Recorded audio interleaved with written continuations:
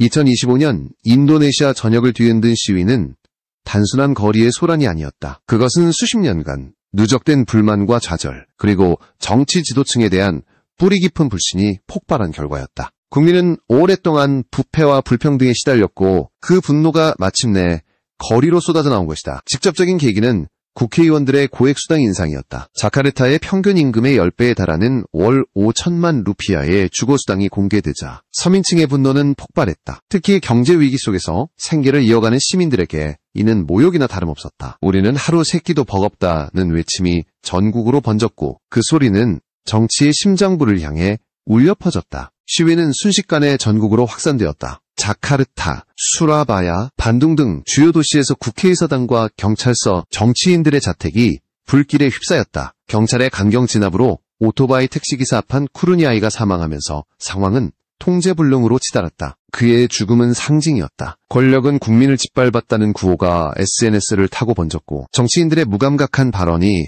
불에 기름을 부었다. 전국 곳곳에서 시위대가 거리를 점령했고 인도네시아 사회는 극심한 혼란 속으로 빠져들었다. 이 같은 사회적 격변은 프라보 수비안토 대통령에게도 거대한 부담으로 작용했다. 그는 국민을 위해 최선을 다하지 못한다면 재선에 도전하지 않겠다고 밝혔지만 그 약속 뒤에는 흔들리는 국정 운영과 악화되는 경제 지표가 자리하고 있었다. 미국의 관세 폭탄 여파도 있었지만 근본적으로는 정부 정책의 불안정성이 문제였다. 특히 인도네시아가 한국과 공동으로 추진 중이던 KF-21 전투기 개발 사업에서 분담금을 이행하지 못하고 갈등을 빚으면서 국제적 신뢰도에 금이 가기 시작했다. 한국과의 방산협력은 인도네시아의 자존심이자 미래 산업 전략의 상징이었다. 그러나 2024년부터 이어진 분담금 미납 사태와 기술 이전 요구는 협력의 기반을 흔들었다. 한국은 인내했지만 한계가 있었다. 인도네시아가 약속한 분담금의 20%를 이행하지 못하자 한국 내부에서도 이제 현실적인 판단이 필요하다는 목소리가 커졌다. 결국 한국 정부는 분담금을 축소 조정하고 기술 이전 범위를 줄이는 결단을 내렸다. 이는 단순한 조정이 아니었다. 한국은 불안정한 파트너십을 정리하고 스스로의 기술 주도권을 확보하기 위한 전략적 전환에 들어간 것이다. 외신들은 이 움직임을 예의주시했다. 미국 군사 전문지 디펜스 뉴스는 한국이 인도네시아의 불확실한 참여를 더 이상 기다리지 않고 독자 개발 체제로 방향을 전환했다고 평가했다. 로이터 역시 인도네시아의 내부 정치와 민족주의적 여론이 외국 전투기에 대한 불신을 키우고 있다고 분석했다. 이는 단순한 계약 문제가 아니었다. 한국과 인도네시아 두 나라의 전략적 가치관이 갈라지는 순간이었다. 한쪽은 실용과 기술 자립을 택했고 다른 한쪽은 자존심과 정치적 계산에 머물렀다. 이제 한국은 결단의 순간에 서 있었다. 불안정한 협력 대신 확실한 기술과 시장을 선택할 것인가? 인도네시아의 그늘을 벗어나 자신만의 하늘을 개척할 것인가? KF-21 보라매 프로젝트는 그 질문에 대한 한국의 답이었다. 그리고 그 답은 이미 명확해지고 있었다. KF-21 공동개발은 처음부터 상징적인 의미가 컸다. 아시아 두 나라가 협력하여 차세대 전투기를 만든다는 구상은 국제적으로도 큰 주목을 받았다. 그러나 그 화려한 시작 뒤에는 구조적 불균형과 현실적 제약이 숨어 있었다. 한국은 설계, 조립, 시험비행 등 대부분의 핵심 기술을 담당했지만 인도네시아는 재정적 부담을 이행하지 못했다. 수년간 이어진 분담금 미납은 단순한 지연이 아니라 신뢰의 붕괴로 이어졌다. 인도네시아가 내야 할 총 분담금 중 20% 이상이 지급되지 않자 한국 내부에서도 회의론이 커졌다. 공동개발이라는 이름만 남고 실질적 협력은 이미 무너진 상태였다. 한국은 이 상황을 더 이상 방치할 수 없었다. 프로젝트의 지연은 단순히 일정 문제를 넘어 산업 생태계 전체에 영향을 주고 있었기 때문이다. 엔진, 항전 장비, 전자전 시스템 등 협력 부품 업체들이 차질을 겪기 시작했고 개발 일정도 불투명해졌다. 결국 한국은 결단을 내렸다. 인도네시아의 분담금을 약 6억 달러 수준으로 낮추는 대신 기술 이전 범위를 대폭 축소했다. 사실상 명목상 파트너로만 남긴 것이다. 그 결과 KF-21 은공동 개발기가 아닌 한국 주도형 개발기로 성격이 바뀌었다. 외신들은 이를 한국이 리스크를 통제하기 위한 전략적 수술이라 표현했다. 하지만 그 과정은 결코 단순하지 않았다. 인도네시아 내부에서는 한국이 약속을 어겼다는 비난이 나왔고 반대로 한국에서는 신뢰할 수 없는 파트너에게 왜 더 기다려야 하느냐는 여론이 확산됐다. 양국의 정치적 온도차는 협력의 균열을 더욱 키웠다. 인도네시아의 일부 정치인들은 국산 전투기 독자 개발을 주장하며 민족주의를 자극했고 언론은 이를 대대적으로 보도했다. 그러나 현실은 냉정했다. 인도네시아는 독자 개발을 주장할 만한 기술력도 산업 인프라도 충분하지 않았다. 한국은 상황을 실리적으로 판단했다. 기술 이전이 줄어들수록 자국의 핵심 역량은 강화됐다. 이는 역설적으로 KF-21의 완성도를 높이는 계기가 되었다. 카이와 한화, LIG 넥스원 등 국내 주요 방산 기업들은 외부 간섭 없이 개발과 시험을 추진했고 그 결과 2024년과 2025년에 걸쳐 주요 비행시험을 모두 성공시켰다. 스텔스 패널, AEC 레이더, 항전 소프트웨어 등 핵심 기술이 자립적으로 검증되면서 한국 은명실상부한 항공주권 국가로 자리매김하기 시작했다.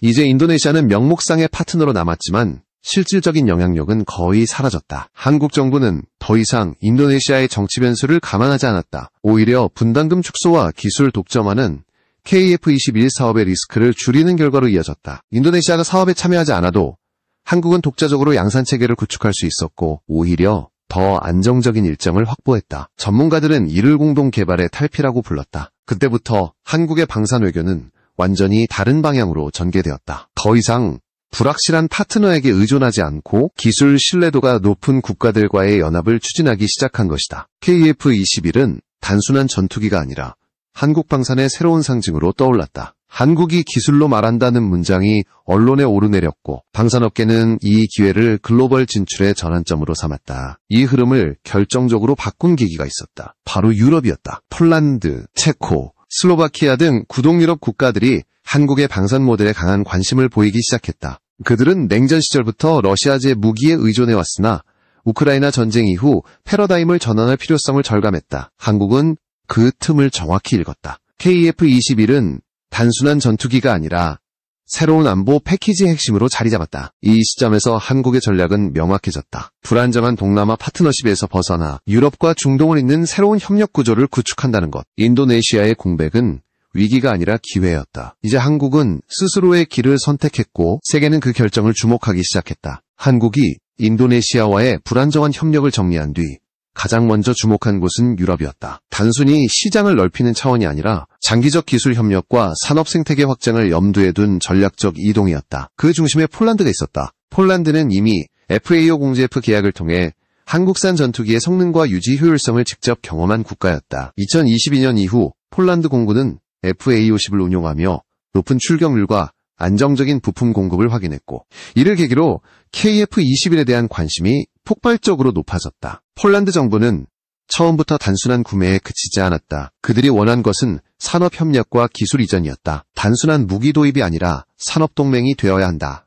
폴란드 국방부 고위 관계자의 이 발언은 협상의 본질을 정확히 요약했다. 폴란드는 KF-21 프로젝트에 참여할 경우 기체 구조물의 약 25%를 자국 항공단지에서 생산하고 MRO, 정비, 수리, 점검, 센터와 미사일 융합시험 시설을 함께 구축하자는 제안을 내놓았다. 이는 단순한 수출이 아니라 산업 동반 성장의 모델이었다. 한국은 이 제안을 신중하게 받아들였다. 기존 인도네시아 모델에서 가장 큰 문제는 분담금 불이행과 기술 종속 요구였다. 하지만 폴란드는 그 반대였다. 확실한 재정 능력과 기술 협력 의지를 동시에 갖추고 있었다. 무엇보다 정치적으로 안정적이었다. 유럽연합과 나토 회원국으로서 신뢰할 수 있는 체계를 갖춘 폴란드는 한국이 추구하는 안정적 파트너의 조건을 완벽히 충족했다. 실제로 폴란드 현지 언론은 KF-21을 F-15EX와 F-35A 사이의 중간급 전투기로 평가하며 성능과 가격의 균형이 탁월하다고 보도했다. KF-21은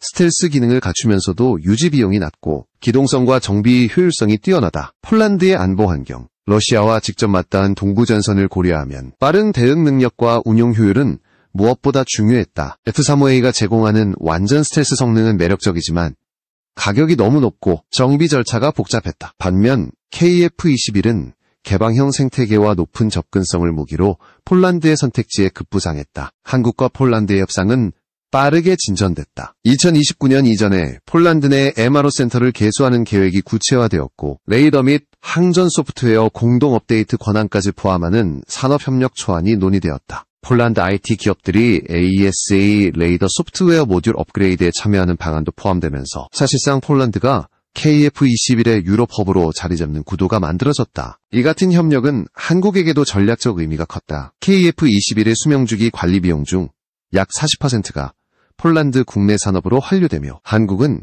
그만큼 장기적 신뢰를 얻었다. 단순히 기체를 판매하는 것이 아니라 함께 개발하고 함께 유지하는 공동 생태계가 형성된 것이다. 이 모델은 곧 유럽 내 다른 국가들에도 전파되었다. 체코, 슬로바키아, 루마니아 등이 잇따라 관심을 표명했고 한국 방사는 유럽 시장에서 확실한 입지를 굳히기 시작했다. 한국은 이 시점부터 판매가 아닌 동맹을 수출했다. 기술 이전을 통한 산업 동반 성장, 유지 보수 협력, 장기 교육 프로그램, 이 세 가지를 묶은 통합 패키지는 기존의 미국식 FMS, Foreign Military Sales 모델과 차별화된 한국형 모델이었다. 각국의 주권을 존중하며 동시에 기술적 자립을 도와주는 방식은 신흥국과 유럽 양쪽에서 긍정적인 평가를 받았다. 인도네시아와의 불안정한 협력에서 벗어나자 오히려 KF-21은 세계 시장에서 더 빠르게 성장했다. 한국은 이제 아시아의 조력자가 아니라 글로벌 항공기술의 공급자로 불렸다. 폴란드와의 계약이 확정되면 KF-21은 유럽 전역에서 첫 번째 비미국제 5세대급 전투기로 자리 잡게 된다. 그것은 단순한 수출이 아니라 세계 항공 역사 속에 한국이 이름을 새기는 순간이 될 것이다. 그리고 그 순간은 이미 다가오고 있었다. 폴란드와의 협력이 본격화되자 한국은 새로운 지평을 바라보기 시작했다. 바로 중동이었다. KF-21 보라매가 유럽에서 신뢰할 수 있는 대안으로 주목받는 동안 아랍에미리트 UAE는 전혀 다른 이유로 이 전투기의 시선을 고정했다. 2025년 초 아부다비 인근의 알다프라 공군기지에서는 한국의 KF-21 시제기가 야간 공중부유 시험 비행을 성공적으로 마쳤고 현장에는 UAE 국방 고위 관계자들이 직접 참관했다. 그들은 비행이 끝나자 박수를 보냈다. 이건 단순한 시험이 아니다. 새로운 시대의 시작이다. 그들의 말은 결코 과장이 아니었다. UAE는 오랫동안 미국과 프랑스의 전투기만을 운용해왔다. F-16, 미라주 2000, 그리고 최근의 라팔 도입까지 중동의 전형적인 서방 의존형 전력 체계를 상징하는 나라였다. 그러나 KF-21은 그들에게 다른 의미를 던졌다. 첫째, 기술 협력이 가능하다는 점. 둘째, ITAR 규제에서 비교적 자유롭다는 점. 셋째, 한국의 방산 외교가 단순한 판매가 아니라 공동 성장을 제시한다는 점이었다. UAE는 이미 한국의 천궁, K239 천무, 원전 프로젝트 등을 통해 한국 기술의 신뢰성을 경험한 바 있었다. 이제 하늘의 영역에서도 그 신뢰를 확장하고자 한 것이다. 특히 KF-21의 유지비와 운용 효율은 UAE가 가장 높게 평가한 부분이었다. 미국제 F-35A의 시간당 운영비가 약 3만 달러를 넘는 반면 KF-21은 1만 달러 이하 수준으로 절반 이상 저렴했다. 이는 단순한 비용 문제가 아니라 장기적 운용 지속성의 문제였다. 중동 국가들은 고온 사막 환경에서 전투기를 운용하기 때문에 정비 효율이 무엇보다 중요하다. KF-21은 개방형 구조 덕분에 부품 접근성이 뛰어나고 소프트웨어 업데이트 또한 빠르다. 이런 특성은 UAE의 운용 환경에 최적화된 조건이었다. 게다가 한국은 단순히 전투기를 수출하는 데 그치지 않고 MRO, 정비 및 유지, 거점과 조종사 훈련센터를 함께 제공하는 패키지를 제안했다. 이는 프랑스 다소나 미국 로키드 마틴도 제시하지 못한 방식이었다. UAE는 즉시 이 제안에 반응했다. 우리는 구매자가 아니라 파트너가 되고 싶다. 이 발언은 아부다비 국방 관계자의 입에서 직접 나왔다. 한국형 방산 외교 모델은 이처럼 단기간에 중동의 신뢰를 얻어냈다. UAE의 움직임은 중동 전역으로 확산되었다. 사우디아라비아, 카타르, 쿠웨이트 등 인근 국가들 역시 KF-21을 검토 대상으로 올리기 시작했다. 미국산 무기에 대한 의존도를 줄이고 보다 유연한 전략 자산을 확보하려는 이들, 국가의 계산 속에서 한국은 완벽한 대안으로 부상했다. 특히 사우디의 군사 관계자들은 KF-21의 장점은 단지 스텔스가 아니라 그 스텔스를 필요할 때 열 수 있다는 점이라며 유연한 작전 운용 능력을 높게 평가했다. 이는 완전 스텔스 구조로 정비가 까다로운 F-35와는 완전히 다른 접근이었다. 중동의 관심이 이어지자 한국은 자연스럽게 방산 외교의 중심에 섰다. 이제 KF-21은 단순히 한 나라의 전투기가 아니라 세계 각국이 자신들의 전략에 맞게 조정할 수 있는 플랫폼으로 인식되기 시작했다. 한국의 기술진은 각국의 요구를 세밀히 분석해 맞춤형 업그레이드 패키지를 설계했다. 예를 들어 폴란드에는 혹한 환경 대응 패키지를, UAE에는 고온 사막 운용 패키지를 제시했다. 이 맞춤형 전략이 바로 한국 방산의 경쟁력이었다. 한편 인도네시아의 입장은 점점 더 초라해졌다. 분담금을 제대로 내지 못하고 정치적 혼란에 휩싸인 그들은 KF-21 사업에서 점점 멀어지고 있었다. 반면 UAE와 폴란드는 빠른 속도로 한국의 신뢰 파트너로 자리 잡았다. 그 차이는 단순히 경제력의 차이가 아니라 신뢰의 구조의 차이였다. 한국은 그 사실을 누구보다도 잘 알고 있었다. 불과 몇 년 전만 해도 한국은 공동개발의 부속국으로 보였지만 이제는 세계 각국이 협력을 요청하는 중심국이 되었다. KF-21은 한국 기술력의 결정체이자 전략 외교의 핵심 도구로 변모했다. 그리고 그 성공 뒤에는 하나의 원칙이 있었다. 불안정한 파트너를 붙잡지 말고 신뢰할 수 있는 동맹과 함께 간다. 그 단순한 진리가 한국 방산의 새로운 시대를 열고 있었다. UAE와 폴란드가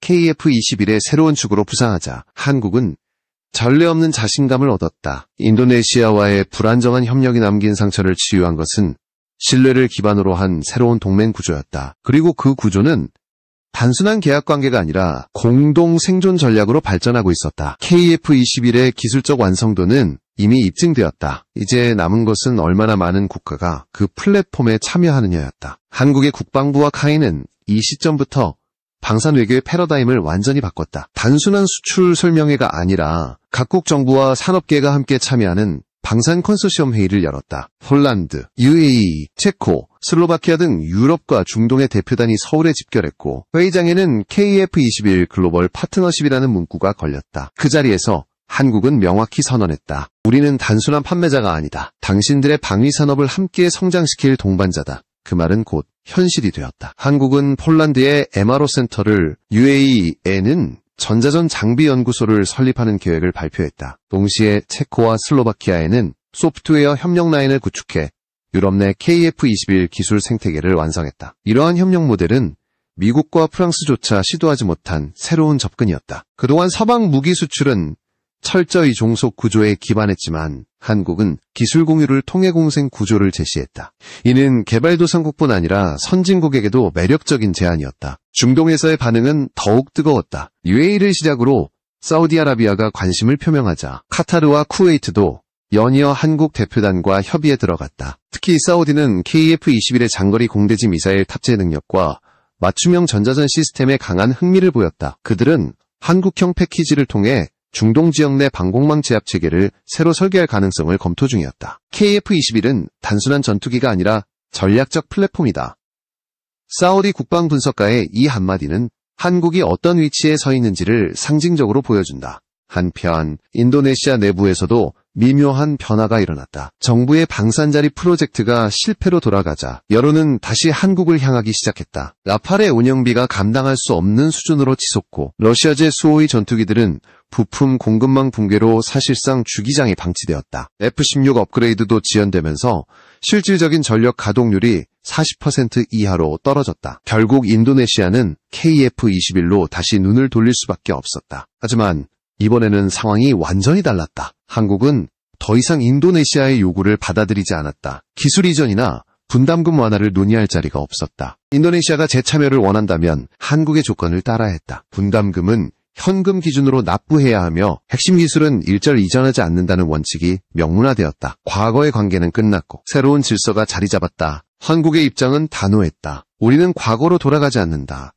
인도네시아 언론은 이르 협력의 냉각이라 보도했지만 실상은 그 반대였다. 한국은 이미 다른 세계로 나아가고 있었다. 폴란드와 UAE가 그 증거였다. KF-21은 더 이상 동남아시아의 불안정한 프로젝트가 아니라 세계 무대에서 검증된 전략 플랫폼으로 성장하고 있었다. 2025년 말 한국 정부는 KF-21 블록2의 국제 공동개발 계획을 공식 발표했다. 블록2는 장거리 공대지 미사일 통합, 전자전 제밍 모드 강화, 장기 채공 능력 개선을 목표로 했다. 이 프로그램에는 폴란드, UAE, 체코가 초기 협력국으로 포함되었고 추가로 사우디와 루마니아가 관심을 표명했다. 한국이 주도하는 다국적 전투기 개발이 현실로 다가온 것이다. 세계 언론은 이를 한국판 F-35 프로그램의 탄생이라 평가했다. 10년 전만 해도 기술 종속에서 벗어나기 위해 고군분투하던 한국이 이제는 스스로 국제협력을 주도하는 위치에 선 것이다. 그리고 그 변화의 출발점에는 인도네시아와의 결별이 있었다. 불안정한 과거를 버리고 확실한 미래를 선택한 결정이 결국 세계를 움직이고 있다.